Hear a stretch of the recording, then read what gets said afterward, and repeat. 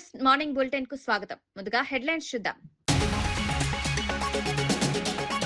Godavari belt బొగ్గు బ్లాకులు సింగరేణికి ఇవ్వాలన్న భల్తి.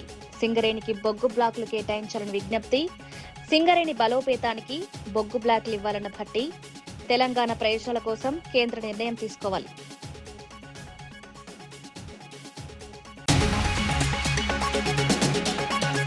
హాసంగ్ తయారీ క్లస్టర్ ను ఏపీలో ఏర్పాటు చేయాలని లోకేష్ విజ్ఞప్తి. హాసంగ్ ప్రతినిధులతో పెట్టుబడులపై చర్చ. ఏపీలో ఫుట్వేర్ తయారీ క్లస్టర్ కు ప్రతిపాదన. హాసంగ్ తో ఏపీ పెట్టుబడులపై కీలక సమావేశం.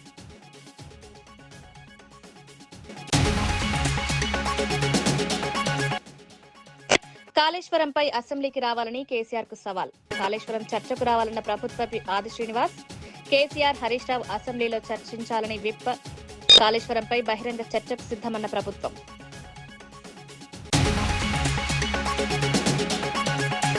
గల్లంతైన మత్స్యకారుల కుటుంబాలకు 10 లక్షల సాయం. బాధిత కుటుంబాలకు పరిహారం అందించిన మంత్రి కొల్లు రవీంద్ర. మత్స్యకారుల కుటుంబాలకు ప్రభుత్వం ఆర్థిక అండ.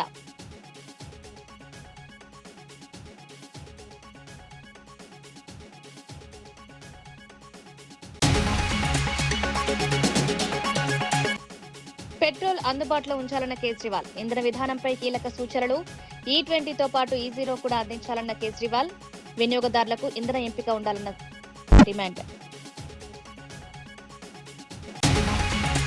దక్షిణ కొరియా పర్యటనలో ఉన్న రాష్ట్ర విద్యా, ఐటీ, ఎలక్ట్రానిక్స్ శాఖల మంత్రి నారా లోకేష్ బుసాన్లో హాసంగ్ గ్రూప్ ఉన్నత స్థాయి ప్రతినిధులతో కీలక సమావేశం నిర్వహించారు.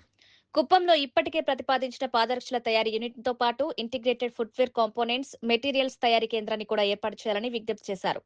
ప్రీమియం స్పోర్ట్స్ ఫుట్వేర్ కోసం ఆర్టిఫిషియల్ ఇంటెలిజెన్స్ ఆధారిత సాంకేతికత, సస్టైనబుల్ మెటీరియల్స్ తో కూడిన ఆసియా పసిఫిక్ ఇన్నోవేషన్ సెంటర్ ను ఆంధ్రప్రదేశ్ లో ఏర్పాటు చేయాలని కోరారు.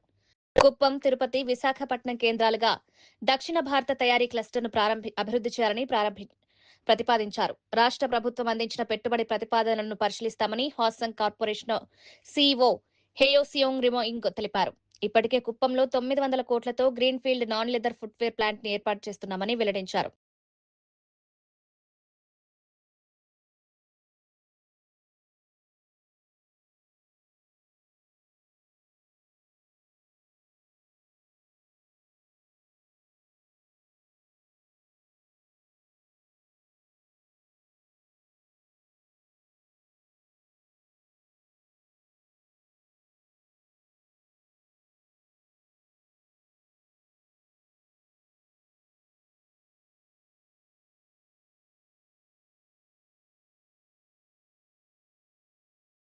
ప్రభుత్వ విప్ వేములవాడ ఎమ్మెల్యే ఆది శ్రీనివాస్ కాళేశ్వరం ప్రాజెక్టు అంశంపై బీఆర్ఎస్ నాయకత్వాన్ని విమర్శించారు.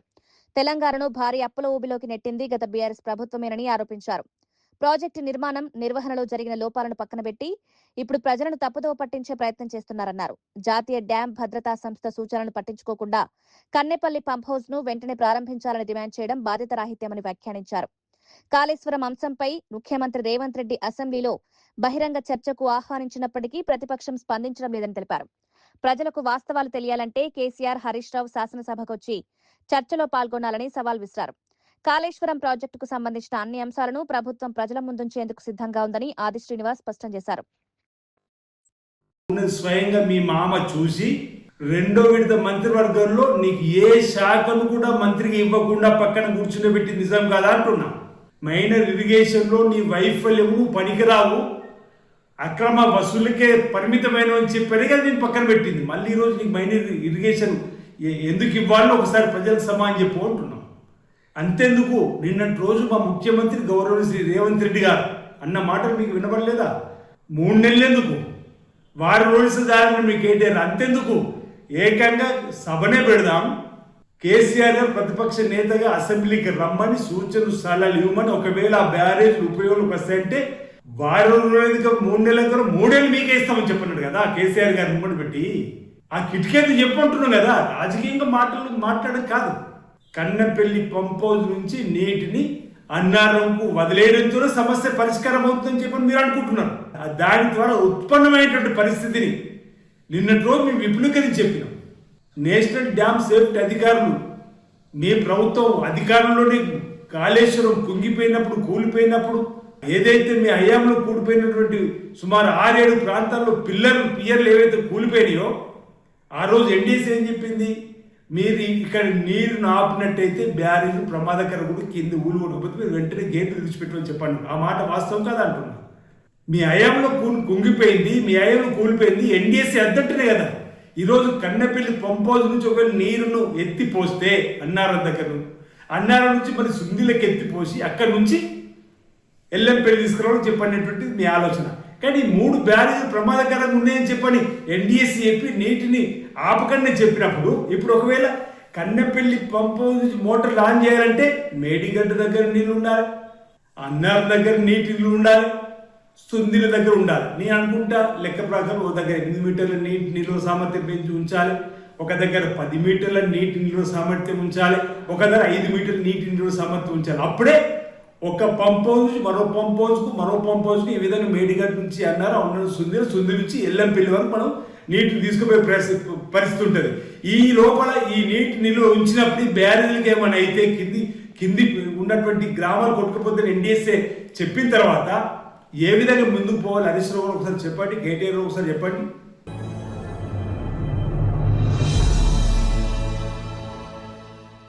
మాజీ మంత్రి డాక్టర్ సి లక్ష్మారెడ్డి పాలమూరు జిల్లాకు సంబంధించిన సాగునీటి అంశంపై రాష్ట్ర ప్రభుత్వంపై తీవ్ర విమర్శలు చేశారు.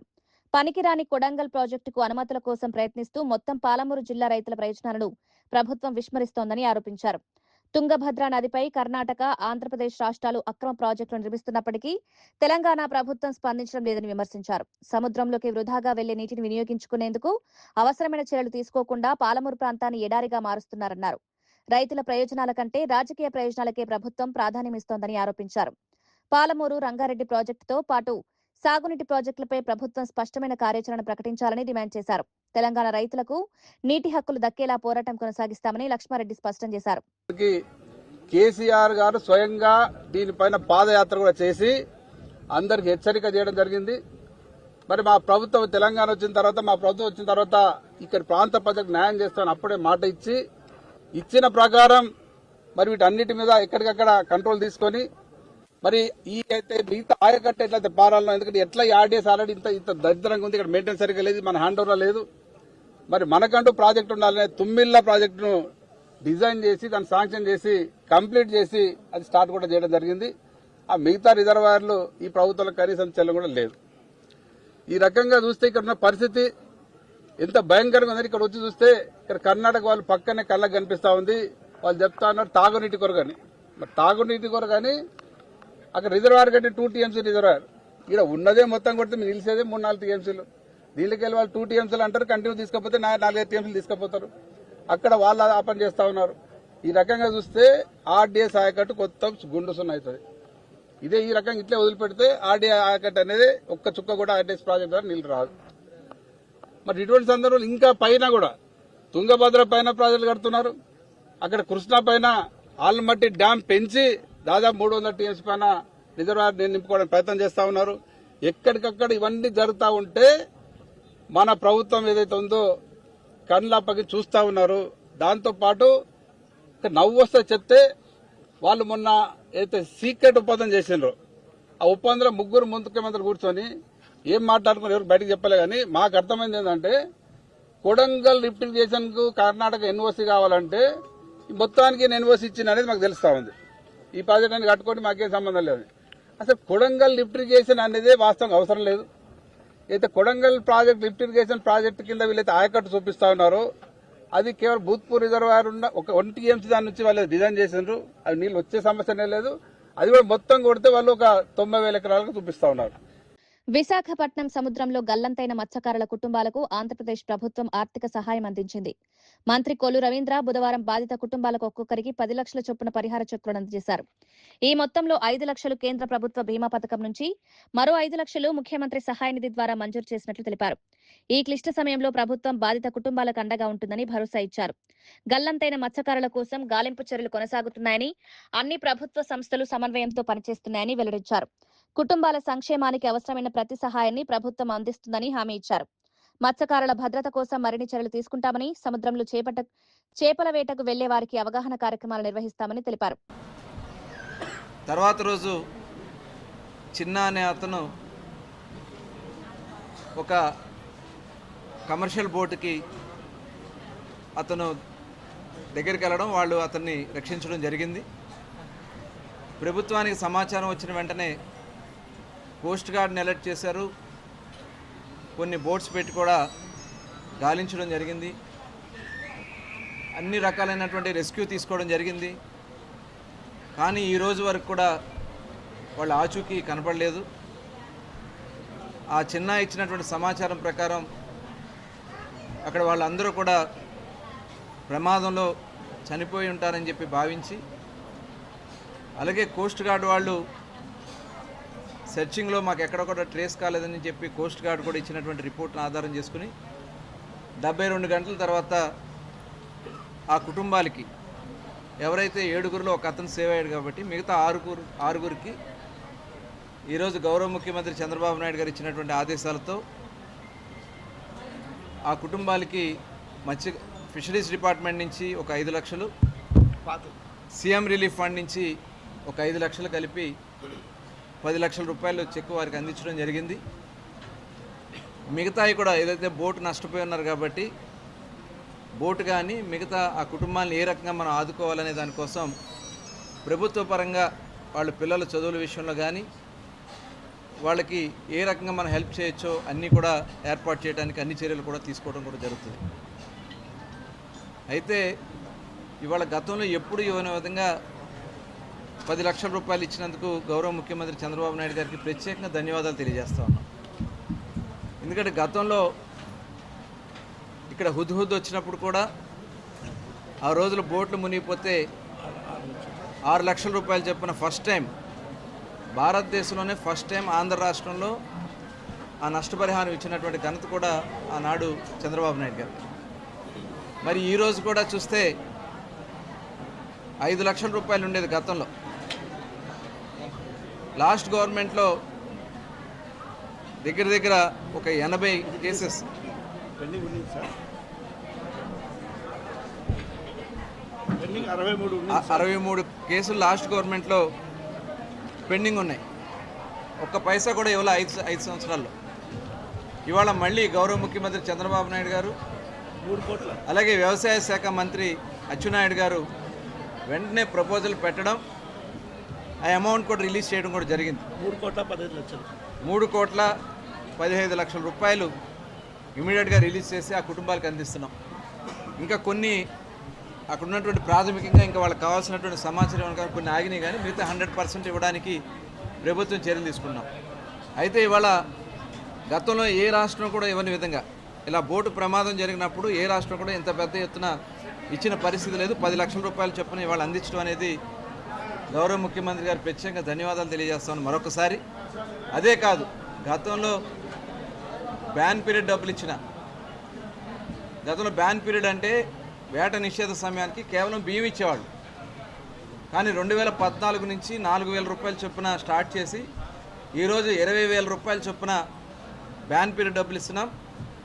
ఈ సంవత్సరం కొన్ని టెక్నికల్ ప్రాబ్లమ్స్ వల్ల కొంత ఆగినాయి, అవి కూడా ప్రపోజల్ పెట్టడం జరిగింది.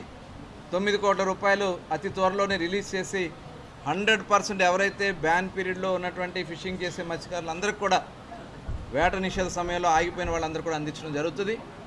అదే కాదు, 50 సంవత్సరాలకే పెన్షన్ ఇచ్చినటువంటి ఘనత కానీ, అలాగే ఆయిల్ సబ్సిడీ, ఫిషింగ్ బోట్స్ విషయంలో ఆయిల్ సబ్సిడీ ఇస్తున్నటువంటి ఘనత కానీ, గత 5 సంవత్సరాలు కనీసం ఒక వలముక్క కూడా ఇవాళ మళ్ళీ వాళ్ళందరికీ కూడా ప్రభుత్వ పరంగా ఇంజిన్లు కానీ వాళ్ళకి కావాల్సినటువంటి వలలు కానీ అన్నీ కూడా అందించడం కూడా జరుగుతోంది. ప్రధానమంత్రి మత్స్య సంయుక్త యోజన కింద 40% సబ్సిడీతో బోటు కూడా ఇవ్వడం కూడా జరుగుతుంది. దాదాపు 1,20,00,000 లాంగ్ లైనర్స్, 1,20,00,000 రూపాయలు ఖరీదు చేసే బోట్ని 40% సబ్సిడీ కేంద్ర ప్రభుత్వం ఇస్తూ ఉంది. అలాగే చిన్న బోట్లకు కూడా వాళ్ళ సబ్సిడీ రూపాయలు అందించడానికి అన్ని చర్యలు కూడా తీసుకున్నాం. మరి రెస్క్యూ చేయడం ఏదైతే వీడు చనిపోయిన దగ్గర నుంచి, మిస్ అయిన దగ్గర నుంచి గౌరవ శాసనసభ్యులు, అలాగే జిల్లా కలెక్టర్ గారు, అలాగే కమిషనర్ నాయక్ గారు కూడా దగ్గరుండి పర్యవేక్షణ చేస్తూ ఉన్నారు. ఆ కుటుంబాలను అన్ని విధాలా ఆదుకుంటామని కూడా తెలియజేస్తూ, అయితే అందరికీ సమాచారం అందించడం జరిగింది. ఏదైతే కమర్షియల్ బోట్స్ కానీ అలాగే కొన్ని ఫిషింగ్ బోట్స్ కూడా ఎక్కడన్నా ఈ బాడీస్ ట్రేస్ అవుతాయో చెప్పడం జరిగింది. ఈ రెస్క్యూ కంటిన్యూ అవుతుందని కూడా ఈ సందర్భంగా తెలియజేసుకుంటూ మరొకసారి గౌరవ ముఖ్యమంత్రి గారికి ఈ ప్రభుత్వానికి ధన్యవాదాలు తెలియజేసుకుంటూ సెలవు తీసుకుంటాం. తెలంగాణ ఉప ముఖ్యమంత్రి భట్టి విక్రమార్క కేంద్ర మంత్రి కిషన్ రెడ్డిని గోదావరి బెల్ట్ కు చెందిన బొగ్గు బ్లాక్లను సింగరేణి సంస్థకు కేటాయించాలని కోరారు. ఇటీవల తాడిచెర్ల 2 బొగ్గు బ్లాక్ ను సింగరేణికి కేటాయించినందుకు సంతోషం వ్యక్తం చేసిన ఆయన కోయగూడ 3వ బ్లాక్ పెండింగ్ లో ఉండడంతో సంస్థకు భారీ నష్టం జరుగుతోందన్నారు. ఈ అంశాన్ని రాష్ట్ర ప్రభుత్వం ఇప్పటికే కేంద్రం దృష్టికి తీసుకెళ్లిందని వెల్లడించారు.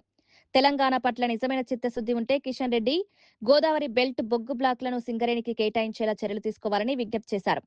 సింగరేణి సంస్థ రాష్ట్ర ఆర్థికాభివృద్ధికి కీలకమని బొగ్గు బ్లాక్ల కేటాయింపుతో సంస్థ మరింత బలోపేతమవుతుందన్నారు. ఈ గోదావరి పరిసర ప్రాంతాల్లో ఉన్న కోల్ బ్లాక్స్ అన్నిటికి కూడా since it is a public sector undertaking, government ఇది. ఆ కోల్ బ్లాక్స్ కూడా మీరు ఇచ్చే మినిస్ట్రీ ఆఫ్ కోల్ కూడా గవర్నమెంట్ టు గవర్నమెంట్. ఇది ఏమాత్రం మీకు తెలంగాణ మీద సింగరేణి కాలనీస్ మీద ఏమాత్రం ప్రేమ ఉన్నా మీరు మంత్రిగా ఉండి ఈ కార్యకలాపాలు ఎట్టి పరిస్థితుల్లో చేసి పెట్టాల్సింది. ఉత్తరప్రదేశ్ ముఖ్యమంత్రి యోగి ఆదిత్యనాథ్ అయోధ్య రామమందిర విరాళాల దొంగతనం కేసుపై స్పందించారు. ఆలయంలో పనిచేస్తున్న సుమారు 150 మంది సిబ్బందిలో కేవలం 6 మాత్రమే దొంగతనంలో, మరో 2 కుట్రలో పాల్గొన్నారని తెలిపారు. కొందరి తప్పిదాన్ని మొత్తం సిబ్బందికి ఆపాదించడం సరైంది కాదని స్పష్టం చేశారు. తప్పు చేసిన వారిని ఇప్పటికే గుర్తించి చట్టపరమైన చర్యలు తీసుకుంటున్నామని వెల్లడించారు. ఈ ఒక్క ఘటనను ఆధారంగా చేసుకుని అయోధ్యను, శ్రీరాముడి పవిత్ర వారసత్వాన్ని అపఖ్యాతి పాలు చేసే ప్రయత్నాలు జరుగుతున్నాయని విమర్శించారు. ముఖ్యంగా సమాజ్వాదీ పార్టీ, కాంగ్రెస్ ఈ అంశాన్ని రాజకీయ ప్రయోజనాల కోసం ఉపయోగించుకుంటున్నాయని ఆరోపించారు. ఆలయ సేవకుల నిజాయితీని ప్రశ్నించడం సరికాదని, నేరానికి పాల్పడిన వ్యక్తులకి మాత్రమే చర్యలు తీసుకోవాలని అన్నారు. को तोड़ने के लिए जब कांग्रेस की सरकार ने शरारत प्रारंभ की थी, राम भक्त एकजुट हुए थे, तब माननीय उच्चतम न्यायालय में, सुप्रीम कोर्ट में तब कांग्रेस ने एक शपथ पत्र दाखिल किया था और शपथ पत्र दाखिल करते हुए कांग्रेस ने कहा था कि राम तो हुए ही नहीं, एक काल्पनिक है. एक कांग्रेस शर्म भी नहीं आई इनको भगवान राम और भगवान कृष्ण के बारे में इनको काल्पनिक कहने में, तनिक भी लज्जा नहीं आई. अगर राम और कृष्ण काल्पनिक हैं तो अयोध्या और चित्रकूट क्या है, श्रृंगवेरपुर क्या है, मथुरा वृंदावन क्या है, बलदेव गोवर्धन क्या है, बरसाना क्या है, पंचवटी क्या है. हमारे प्रभु को काल्पनिक बोलने वाले लोग किस मुंह से आज अयोध्या में आस्था की बात कर रहे हैं, किस मुंह से कर रहे हैं. राम भक्तों पर गोली और लाठी चलाने वाले लोग किस मुंह से आस्था की बात अयोध्या के बारे में कह रहे हैं. एक राम भक्त कहे, एक चित्रकूट वासी कहे, उसका स्वागत होना चाहिए, क्योंकि चित्रकूट ने तो भगवान राम को యూట్యూబర్ బచ్చలకూరి జోసెఫ్ పై యూఏపీఏ చట్టం కింద కేసు నమోదు చేసి అరెస్ట్ చేసిన వ్యవహారంపై రాష్ట్ర దేవాదాయ శాఖ మంత్రి ఆనం రామనారాయణ రెడ్డి స్పందించారు. సోషల్ మీడియా వేదికగా మతాల మధ్య విద్వేషాలు రెచ్చగొట్టేలా, ప్రజల మనోభావాలను దెబ్బతీసేలా ఎవరైనా వ్యవహరిస్తే ప్రభుత్వం చూస్తూ ఊరుకోదని హెచ్చరించారు. రాష్ట్రంలో శాంతి భద్రతలకు భంగం కలిగించే చర్యలను కూటమి ప్రభుత్వం ఎట్టి పరిస్థితుల్లోనూ సహించదని స్పష్టం చేశారు. చట్టాన్ని అతిక్రమించే వారిపై చట్టం తన పని తాను చేసుకుంటుందని పేర్కొన్నారు. సమాజంలో శాంతి సామరస్యం కాపాడమే ప్రభుత్వ ప్రధాన బాధ్యత అని తెలిపారు. మతాల పేరుతో ప్రజలను రెచ్చగొట్టే ప్రయత్నాలు చేసే వారిపై కఠిన చర్యలు కొనసాగుతాయని స్పష్టం చేశారు. సామాజిక మాధ్యమాలను బాధ్యతాయుతంగా వినియోగించాలని, విద్వేషాలను ప్రేరేపించే వ్యాఖ్యలకు దూరంగా ఉండాలని ప్రజలకు సూచించారు. ఓకే, ఇది 2022లో జరిగిందనే సమాచారం నాకు వచ్చింది.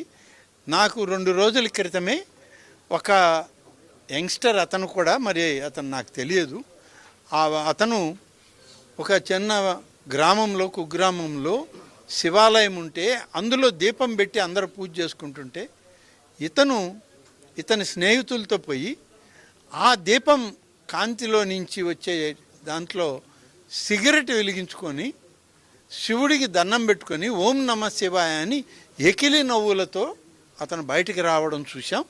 వెంటనే ఇది ఆదోని ప్రాంతంలో జరిగిందని కూడా మాకు రిపోర్ట్స్ వచ్చాయి. వెంటనే మా అధికారులకి, జిల్లా కలెక్టర్కి, ఎస్పీకి కూడా ఆదేశాలు ఇచ్చి వెంటనే కేసు బుక్ చేసి అతని మీద ఏ విధంగా మనం చర్యలు తీసుకోవాలో ఆ విధంగా తీసుకోండి అని కూడా చెప్పాం. సార్, అపోజిషన్ ప్రశ్నించే వారి మీద అక్రమ కేసులు పెడుతున్నారు, అలాంటి చట్టాన్ని మిస్యూజ్ చేస్తున్నారు. అపోజిషన్ మీద కేసులు పెట్టాల్సిన అవసరం మాకేముంటుందండి? ఈ దేశాన్ని విచ్ఛిన్నం చేయాలనే ప్రతిపక్షాన్ని కూడా వదిలిపెట్టేయాలన్నారు. భారత రాజ్యాంగం అదేమన్నా ఇచ్చింది హక్కు వాళ్ళకి? ఇవాళ రావణ్ జోసెఫ్ మాట్లాడినటువంటి మాటలు ఏంటి? హిందూ మత విధ్వంసానికి దారితీసేవి కావా? హిందూ మత పీఠాధిపతుల్ని, మఠాధిపతుల్ని, శాస్త్రాలు చెప్పేటువంటి పండితుల్ని ఇవాళ అవమానకరంగా వాళ్ళు మాట్లాడితే అది ప్రతిపక్షాలు నోరు మూయించడమా? తప్పది. మీరు మాట్లాడకూడదు, మాట్లాడారు. వీళ్ళు సమర్థించకూడదు, సమర్థించారు. కాబట్టి ఇద్దరూ దేశద్రోహులే. ఈ దేశద్రోహుల్ని ఖచ్చితంగా శిక్షించే తీరాలి అనేది మా అభిప్రాయం. మా యొక్క ఆలోచన కూడా అదే. మేము ప్రభుత్వాలని, ఇటు భారత ప్రభుత్వాన్ని, రాష్ట్ర ప్రభుత్వాన్ని కోరేది కూడా అదే. మార్కాపురం జిల్లా ఎస్పీ హర్షవర్ధన్ రాజ్ ఆదేశాల మేరకు స్కూల్, కాలేజ్ బస్సులపై పోలీసులు, రవాణా శాఖ అధికారులు సంయుక్తంగా ప్రత్యేక తనిఖీలు నిర్వహించారు. సిఐ అల్తాఫ్ హుస్సేన్ పర్యవేక్షణలో బస్సుల fitness, registration, insurance, driving licence తదితర పత్రాలను పరిశీలించారు. విద్యార్థుల భద్రతకు అత్యంత ప్రాధాన్యం ఇవ్వాలని యాజమాన్యాలకు సూచించారు. బస్సుల్లో ఓవర్లోడింగ్, అతివేగం పూర్తిగా నివారించాలని హెచ్చరించారు. విధి నిర్వహణ సమయంలో డ్రైవర్లు సెల్ ఫోన్ వినియోగించకూడదని స్పష్టం చేశారు. ప్రతి విద్యా సంస్థ బస్సుకు తప్పనిసరిగా జీపీఎస్ ట్రాకింగ్ వ్యవస్థ ఏర్పాటు చేయాలని సూచించారు. మద్యం, గుట్కా, సిగరెట్ వంటి వ్యసనాలున్న డ్రైవర్లను విధుల్లోకి అనుమతించవద్దని హెచ్చరించారు. అగ్నిమాపక పరికరాల వినియోగం, అత్యవసర ద్వారాల ఉపయోగంపై డ్రైవర్లకు శిక్షణనివ్వాలని తెలిపారు. చెప్పాము. అన్ని బస్సులు ఆల్మోస్ట్ సక్రమంగానే ఉన్నాయి. కండిషన్స్, లైసెన్సులు, బండి కండిషన్స్, ఇంకా చిన్న చిన్న వాటిలో జాగ్రత్తలు తీసుకోవడానికి మేము తెలియజేసాము. మన ఆర్టీఓ గారి భాగస్వామ్యంతో తప్పకుండా ఈ చిన్న చిన్న ల్యాప్సెస్ ని ఓవర్కమ్ చేసేసి మంచి ప్రమాణాలతో విద్యార్థుల్ని వాళ్ళ గమ్యస్థానాలు చేర్చడానికి మేము ప్రయత్నిస్తాము. వాళ్ళకు డ్రైవర్స్ కూడా మనం చాలా సూచనలు చేశాము. వాటన్నిటిని పాటించే యాజమాన్యాలు కూడా వాళ్ళకు సహకరించి తప్పకుండా ఈ విద్యా సంస్థలో ఎటువంటి ప్రమాదం, చిన్న ప్రమాదం కూడా జరగకుండా అందరూ బాధ్యత తీసుకుని చేస్తారని ఆశిస్తున్నాం. ఎస్పీ గారి ఆదేశాల మేరకు police department, transport department, RTO గారు ఆదేశాల మేరకు స్కూల్ బస్సులు మొత్తం కూడా అన్ని గ్రౌండ్ పిలిపించి మొత్తం చెక్ చేయడం జరిగింది. ఆ లోటుపాట్లు ఏదైనా ఉన్నాయని చెప్పేసి మొత్తం చెక్ చేయడం. హైదరాబాద్ లోని మెహదీపట్నం పోలీస్ స్టేషన్ పరిధిలో జరిగిన ఇంటి చోరీ కేసును పోలీసులు వేగంగా ఛేదించారు. పరిచయాన్ని ఆసరాగా చేసుకుని ఇంట్లో చోరీకి పాల్పడిన నిందితుని అరెస్ట్ చేశారు. అతడి వద్ద నుంచి సుమారు 10 లక్షల విలువైన 157.8 గ్రాముల బంగారు ఆభరణాలు, ఒక యాక్టివా ద్విచక్ర వాహనం, 12,000 రూపాయల నగదును స్వాధీనం చేసుకున్నారు. సాంకేతికత ఆధారాలు, సీసీటీవీ ఫుటేజ్, ప్రత్యేక దర్యాప్తు బృందాల సహకారంతో నిందితుడిని గుర్తించినట్లు పోలీసులు తెలిపారు. చోరీకి గురైన బంగారు ఆభరణాలను బాధితులకు అప్పగించే ప్రక్రియ చేపడుతున్నట్లు వెల్లడించారు. పరిచయం ఉన్న వ్యక్తులను కూడా పూర్తిగా నమ్మి ఇంటి వివరాలు చెప్పరాదని ప్రజలకు సూచించారు. అనుమానాస్పద వ్యక్తులు కనిపిస్తే వెంటనే సమాచారం ఇవ్వాలని కోరారు. ఎఫ్ఐఆర్ రిజిస్టర్ చేసి ఇన్వెస్టిగేషన్ స్టార్ట్ చేయడం అయింది. ఫిర్యాదుదారు చెప్పిన వివరాల ప్రకారం వాళ్ళకి ఇంట్లో డిఫరెంట్ వ్యక్తులు వస్తా పోతూ ఉంటారు కాబట్టి ఆవిడ ఆఫీస్ పోయేటప్పుడు మెయిన్ డోర్ తాళం వేసుకుని ఆ తాళంని బయట ఉన్న షూ ర్యాక్లో పెట్టడం వాళ్ళకి అలవాటు ఉంది. వాళ్ళ ఫ్యామిలీ మెంబర్స్ అందరికీ తాళం బ్రేక్ చేసినట్టు ఏం లేదు. ఇంట్లో ఉన్న బీరువాలో ఉన్న గోల్డ్ ఆర్నమెంట్స్ పోయినాయి. ఆ తర్వాత ఆవిడ నెల క్రితం చూసుకుంది యాక్చువల్గా గోల్డ్ ఆర్నమెంట్స్. 1 మంత్ క్రితం చూసుకుంది. 1 మంత్ తర్వాత చూసుకుంటే ఆర్నమెంట్స్లో ఎప్పుడు పోయిన సంగతి కూడా తెలియదు. ఎఫ్ఐఆర్ రిజిస్టర్ చేసుకుని ఇన్వెస్టిగేషన్ స్టార్ట్ చేస్తే మా డిఐ రాంబాబు, ఇన్స్పెక్టర్ మల్లేష్ ఆధ్వర్యంలో క్రైమ్ టీమ్ ఇన్వెస్టిగేషన్ స్టార్ట్ చేస్తే ఆ తర్వాత తెలిసింది మాకు ఒక సస్పెక్ట్ శశిధర్ బిఆర్ శశిధర్ అని చెప్పేసి 28 ఇయర్స్. ఈయన ఉబర్ బైక్ డ్రైవరు. ఈయన ఉండటం న్యూ బోయిన్పల్లిలో ఉంటాడు. ఇతను యాక్చువల్లీ ఈ ఫిర్యాదుదారు వాళ్ళ అన్న కూతురు ఒక అమ్మాయి ఉంది. ఆ అమ్మాయికి ఫ్రెండ్. ఆ ఫ్రెండ్ స్థితిలో వీళ్ళ ఇంటికి రావటం పోవటం, ఈ ఫిర్యాదుదారుతో కూడా కొంత ఇతనికి అక్వైంటెన్స్ ఉంది. తర్వాత ఇతను గమనించినట్టు తెలిసింది. ఈ తాళం చేతులు బయట పెట్టుకుని పోయే అలవాటు ఇతనికి తెలిసి ఇతను దొంగతనం అనుమానంతో మేము వెరిఫై చేసి ఈయన కొద్ది రోజుల పాటు మిస్సింగ్లో ఉన్నాడు, మాకు కనిపించకుండా పోయిండు. తర్వాత మేము మా ప్రయత్నాలు చేసేసి అతను బయట టూర్లు తిరుగుతున్నట్టు కూడా తెలిసింది. గోవా పోయి రావడం జరిగిందని తెలిసింది. ఆ తర్వాత నిన్న ఈయనని నమ్మదగిన సమాచారం మేరకు నేను అరౌండ్ 2 PM టైంలో మా క్రైమ్ టీం ఇతన్ని పట్టుకోవడం జరిగింది సభా హోటల్ దగ్గర. పట్టుకొని ఇంట్రాగేట్ చేస్తే అతను నేరాన్ని ఒప్పుకున్నాడు. వాళ్ళ ఇంటితో ఉన్న సాన్నిహిత్యంతో, ఇంటి మనుషులతోటి ఆవిడ తాళం చేయి బయట పెట్టిపోవడం ఇతను తెలుసు. ఇతను ఒకరోజు ఎవరు లేని సమయంలో వచ్చేసి 29వ తారీఖు పోయిన మే నెల 29వ తారీఖు నాడు ఉన్న తాళంతో మెయిన్ డోర్ తాళాలు తీయటం, లోపలికి వెళ్ళిన తర్వాత మళ్ళీ బీరువా కీస్ అవైలబుల్ ఉన్నాయి కాబట్టి అవి వాటితో ఓపెన్ చేసి ఆ ఇంట్లో ఉన్న బంగారు నగలన్నీ కూడా తీసుకొని దొంగతనం చేసుకొని పోయినాడు. పోయి వాటిని కొంతమంది ఆమ్ ఆద్మీ పార్టీ జాతీయ కన్వీనర్ అరవింద్ కేజ్రీవాల్ దేశంలో ఇంధన విధానంపై కీలక సూచనలు చేశారు. ప్రస్తుతం అమలు చేస్తున్న E20 ఇంధనం ప్రతి వాహనానికి అనుకూలంగా లేదని పేర్కొన్నారు. దేశంలో ఉన్న సుమారు 22 కోట్ల మోటార్ సైకిళ్లు, 8 కోట్ల కార్లు E20 ఇంధనానికి పూర్తిగా అనుకూలంగా లేవని తెలిపారు. ప్రభుత్వం బలవంతంగా E20 అమలు చేస్తే కోట్లాది వాహనాలు క్రమంగా పనికిరాని పరిస్థితికి చేరే ప్రమాదం ఉందని హెచ్చరించారు. అందుకే దేశవ్యాప్తంగా ప్రతి పెట్రోల్ బంక్లో E10, E20, E0 3 రకాల పెట్రోల్ అందుబాటులో ఉంచాలని కేంద్ర ప్రభుత్వాన్ని కోరారు. వినియోగదారులకు తమ వాహనానికి అనుగుణంగా ఇంధనం ఎంపిక చేసుకునే అవకాశం కల్పించాలని సూచించారు. ప్రజలపై అదనపు భారం పడకుండా ఇంధన విధానాలు రూపొందించాలన్నారు. E0 भी मिलना चाहिए, E10 भी मिलना चाहिए, E20 भी मिलना चाहिए.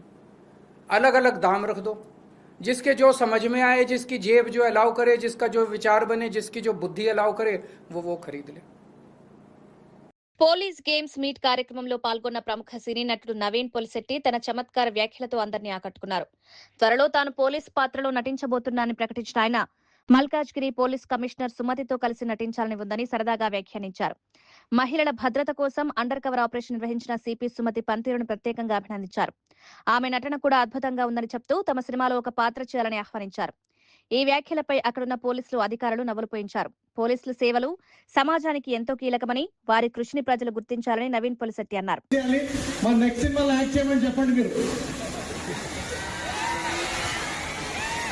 నేను సుమతి మేడం కలిసి ఏజెంట్ సాయి శ్రీనివాస్ ఆత్రేయ సీక్వెల్ లో ఒక కేసు సాల్వ్ చేయాలని నా కోరిక. ఏమంటారు? Thank you so much. చాలా మందికి తెలియని విషయం ఏంటంటే నెక్స్ట్ ఇయర్ రాబోయే సినిమాల్లో మొట్టమొదటిసారి నా కెరియర్ లో నేను ఒక పోలీస్ ఆఫీసర్ రోల్ కూడా చేయబోతున్నాను. సో సజ్జనార్ సార్, నాకు ఒకసారి గన్ పట్టుకోవడం నేర్పించాలి. మీరు మీకు టైం ఉన్నప్పుడు ట్రైనింగ్ వస్తాను మీ దగ్గరికి. గన్ పట్టుకుని అంతా ఫేక్ బుల్లెట్స్ మా షూటింగ్లో అంతా. మాకు రియల్ గన్స్ ఎత్తడం కూడా రాదు sir. Thank you so much. మన డీసీపీ రాహుల్ గారు, నేను నిన్ననే మాట్లాడుకుంటున్నాము. ఫస్ట్ టైం కలిసాను, చైల్డ్హుడ్ ఫ్రెండ్స్ మేము. అండ్ ఆయన అంటున్నారు చూడంగానే, నవీన్ ఆర్మీ బాడీ మీద పోలీస్ ఎందుకు జాయిన్ అవ్వలేదు. Thank you so much Rahul గారు. ఆయన అనలేదు. అమెరికా, ఇరాన్ మధ్య మరోసారి ఉద్రిక్త పరిస్థితులు నెలకొవడం అంతర్జాతీయంగా ఆందోళన కలిగిస్తోంది. ఇటీవల శాంతి ఒప్పందం తర్వాత పరిస్థితులు సాధారణ స్థితికి వస్తాయనుకున్న సమయంలో మళ్లీ ఇరు దేశాల మధ్య ఉద్రిక్తతలు, దాడులు చోటు చేసుకోవడం ప్రపంచ దృష్టిని ఆకర్షిస్తోంది. కాల్పుల విరమణ ఒప్పందం ముగిసిందని అమెరికా అధ్యక్షుడు డొనాల్డ్ ట్రంప్ ప్రకటించడంతో పరిస్థితి మరింత ఉద్రిక్తంగా మారింది. ఇరాన్ నాయకత్వంపై తీవ్ర విమర్శలు చేస్తూ వారిని అబద్దాలు చెప్పే నాయకులుగా ట్రంప్ అభివర్ణించారు. ఈ పరిణామాల నేపథ్యంలో పశ్చిమాసియా ప్రాంతంలో భద్రతా పరిస్థితులపై ఆందోళన వ్యక్తమవుతున్నాయి. మరోసారి సైనిక ఉద్రిక్తతలు పెరిగితే ప్రపంచ ఆర్థిక వ్యవస్థ, చమురు ధరలు, అంతర్జాతీయ వాణిజ్యంపై ప్రభావం పడే అవకాశం ఉందని విశ్లేషకులు అభిప్రాయపడుతున్నారు. Just a waste of time dealing with them. They're liars. We make a deal. And if I make a deal with him, we have a deal, and he goes out, he talks. We make a deal. Everyone's agreed. No nuclear weapon. We make a deal. They go outside, talk to the press. They say, we never even talked about it. There's something wrong with them. They're cuckoo.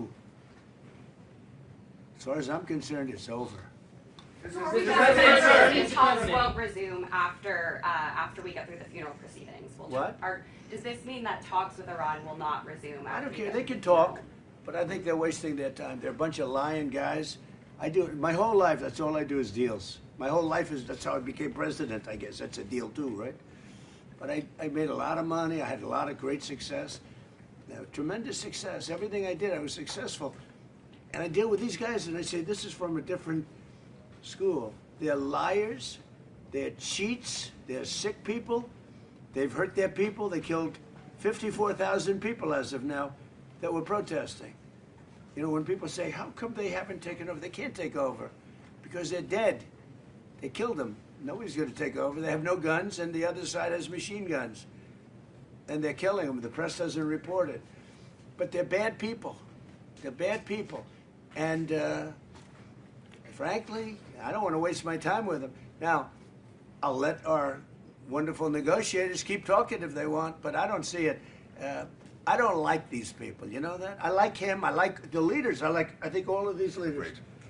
And they love I think they didn't treat the United States fairly for many years, but that's okay. But they're sane, rational, good people. Most of them. I don't like a couple of them, to be honest with you. But there are a couple I don't like much. But I like Erdogan. I'll tell you. I like. Godavari belt బొగ్గు బ్లాకులు సింగరేణికి ఇవ్వాలన్న భల్తి. సింగరేణికి బొగ్గు బ్లాకులు కేటాయించాలని విజ్ఞప్తి. సింగరేణి బలోపేతానికి బొగ్గు బ్లాకులు ఇవ్వాలన్న భట్టి. తెలంగాణ ప్రయోజనాల కోసం కేంద్ర నిర్ణయం తీసుకోవాలి.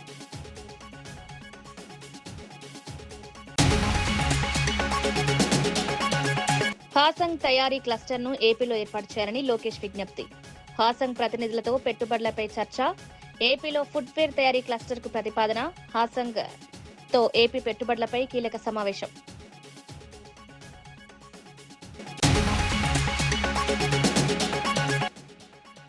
కాళేశ్వరంపై అసెంబ్లీకి రావాలని కేసీఆర్ కు సవాల్. కాళేశ్వరం చర్చకు రావాలన్న ప్రభుత్వ ఆది శ్రీనివాస్. కేసీఆర్, హరీష్ రావు అసెంబ్లీలో చర్చించాలని విప్. కాళేశ్వరంపై బహిరంగ చర్చకు సిద్ధమన్న ప్రభుత్వం.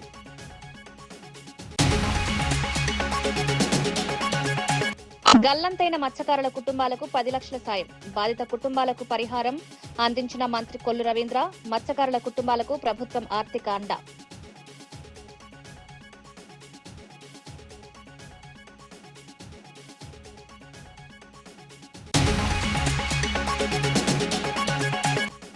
పెట్రోల్ అందుబాటులో ఉంచాలన్న కేజ్రీవాల్. ఇంధన విధానంపై కీలక సూచనలు.